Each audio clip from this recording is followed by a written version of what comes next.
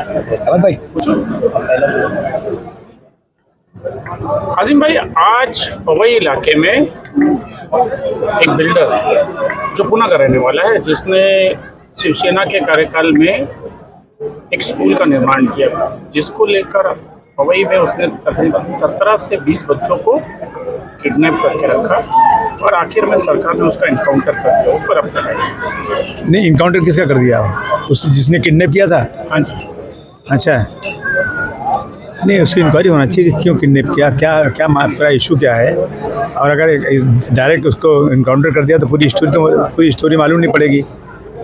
हमारे जैसा आदमी ये सोचेगा कि ये किडनैप करके रखा है इतने दिनों से, क्यों किडनैप किया, क्या इशू है पूरा। उसके बाद उसको फांसी के फंदे पर चलाना चाहिए।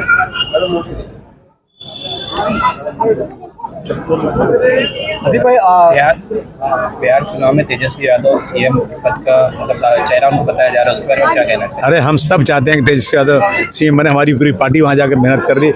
1 तारीख से 7 तारीख तक अखिलेश यादव जो अपनी पूरी टीम लेकर वहाँ लड़ रहे हैं। और मैं तमाम बिहार के लोग जो यहाँ रहते हैं, बाहर कहीं रहते हैं, इन सब से कहना चाहता हूँ, जाओ वोट दो, नहीं तो तुम्हारा वोट भी चोरी हो जाएगा। आज जो बहुत सारे लोग अपने गाँव छोड़कर यहाँ रोजी रोटी कमाने आते हैं, उनका वोट वहाँ है। अगर वोट नहीं देंगे तो समझो कि उनका वोट भी जा सकता है। और अगर फिरका परस्ती को ख़त्म करना है, इस देश से नफरत को ख़त्म करना है, जो अहंकार है बीजेपी के अंदर, उसको ख़त्म करना है, तो किसी तरह से भी बीजेपी को अब की बार बिहार से हटाने के लिए सारी कोशिश करना चाहिए सभी लोगों को, और तेजस्वी यादव को मुख्यमंत्री बनाना चाहिए। महाराष्ट्र में पिछले कई दिनों से तूफानी बारिश की वजह से किसानों का बहुत ज़्यादा नुकसान हुआ है और इस वक्त वो रास्ते पर है, आंदोलन कर रहे हैं। उसके बारे में क्या कहना चाहिए? सरकार हज़ारों करोड़ रुपया अदानी, अंबानी और न जाने कितने बड़े बड़े कारपोरेट्स को माफ़ कर रही है और पैसा देते जा रही है। मैं समझता हूँ सरकार को तुरंत, क्योंकि अन्नदाता हैं ये, अगर और किसान परेशान तो देश परेशान, सरकार को इस पर कोई स्कीम बनाना चाहिए ताकि इनका सुसाइड ख़त्म हो जाए। जब ये अपोजिशन में रहते हैं तो किसानों के बारे में चिल्लाते हैं, जब पावर में आ जाते हैं तो किसानों के दुख में हिस्सा लेते नहीं। मैं समझता हूँ कि हम सब किसान ही हैं। किसानों के लिए हम सबको आवाज़ उठाना चाहिए और किसानों को ज़्यादा से ज़्यादा मुआवजा मिले ताकि वो अपनी ज़िंदगी गुजार सकें।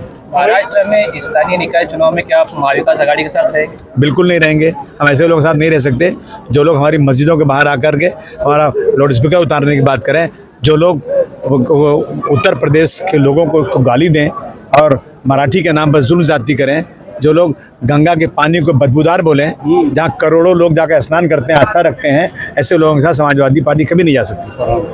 पवई में जो एनकाउंटर हुआ है उस पर लेकर आप कुछ आवाज़ उठाएंगे? नहीं, मुझे मेरे लिए न्यूज़, आपने जो बताया अभी तक मुझे पता नहीं, क्यों पता नहीं था। मैं क्या पता लगाऊंगा, ज़रूर आवाज़ उठाऊंगा। और एक सवाल ये है कि महाराष्ट्र में महिलाओं के ऊपर बहुत ज़्यादा अत्याचार देखने मिल रहा है। इसी तरह भिवंडी ग्रामीण में भी एक हत्या हुई और पिछले कई ऐसे मामला हुए, तो महिला की सुरक्षा को लेकर आप क्या कहना चाहेंगे? सबसे बस बीजेपी हटाओ, देश बचाओ, ये सब बीजेपी के राज में हो रहा है। बीजेपी के रोज अभी देखिए, कोई लेडी ऑस्ट्रेलिया कहाँ से आई थी, वहाँ पे जो गेम था अपना मध्य प्रदेश में, वो बाहर निकले, लड़के छेड़े तो कहते हैं आप सिक्योरिटी में निकलना चाहिए। मतलब ये अब कोई औरत बाहर निकले तो सिक्योरिटी में निकले, मतलब तो यहाँ पे लॉ एंड ऑर्डर ख़त्म हो चुका है। सभी लोगों को मिलकर के बीजेपी जो है बिल्कुल औरतों की इज्जत असमत लूट रही है। इनके नेता ऐसा कर रहे हैं। एक नेता ने अपनी लड़की के साथ रेप कर दिया बीजेपी का, ये रोज़ हो रहा है। मैं समझता हूँ बीजेपी को जल्दी से कुर्सी खाली कर देना चाहिए। Thank you.